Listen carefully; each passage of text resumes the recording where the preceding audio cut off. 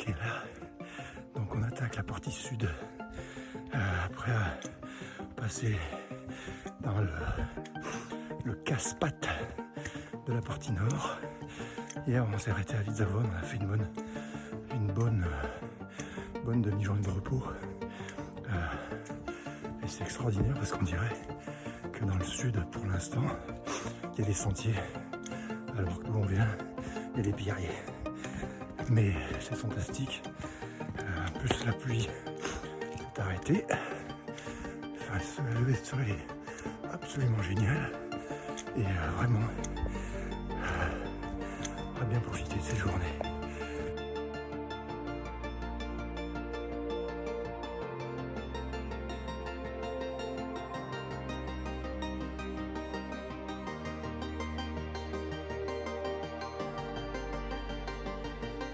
La journée a tenu ses promesses parce qu'effectivement le GR20 emprunte entre la gare de Vidzavon et le col de Verde un sentier agréable. Le plus haut qu'on a eu à monter, c'était donc à 1640 mètres à la Boca Palmento, et ensuite en fait on a longé les montagnes pour se rapprocher du col de Verde.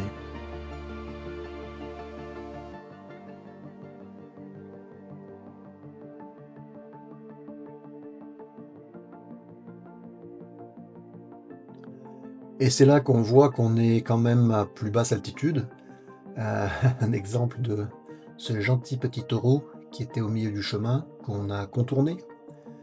Et on a vu des moutons, on a vu aussi des bergeries.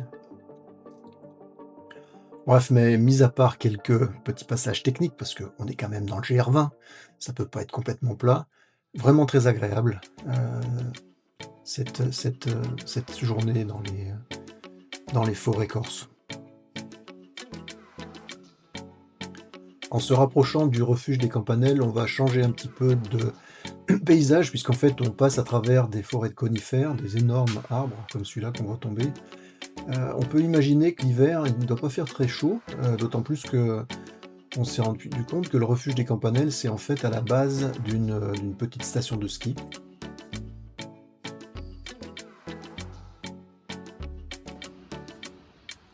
On voit la mer, hein,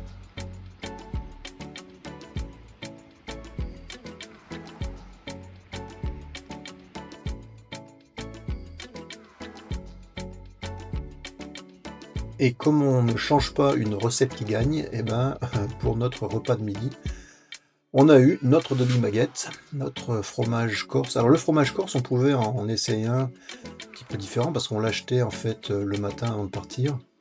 Et pareil pour le saucisson. Donc on a eu pendant ces 10 jours un bon éventail de tout ce que la Corse peut offrir en fromage. Et c'est absolument délicieux. Pendant cette journée, on s'est aussi rendu compte qu'on repartait. Là, cette journée n'était pas trop longue. On a pris un peu notre temps parce que on savait qu'en fait les 2 prochaines allaient redevenir un peu plus difficiles.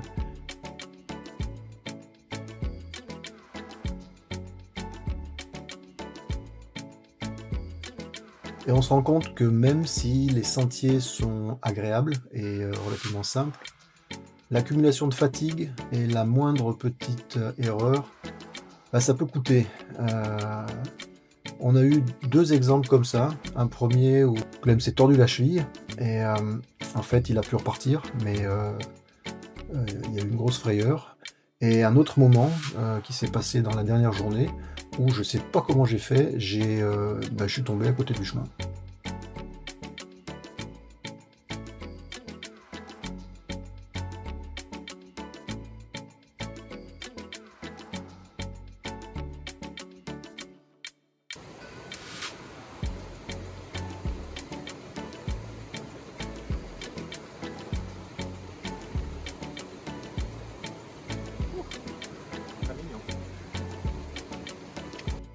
Et c'est au cours de cette étape qu'on a aussi rencontré pour la première fois les fameux cochons sauvages corses. En fait, c'est des cochons qui appartiennent à des gens, mais en fait, ils vadrouillent un peu n'importe où. Arrivé à l'auberge, en fait, au refuge, où il y a eu une auberge, super agréable, juste en haut d'un petit col. Donc là, en fait, on a pu tranquillement se détendre, boire un coup. Et nous, on dormait quand même donc sous la tente. Il y avait une salle hors sac pour faire notre repas. Et on a passé une très bonne soirée.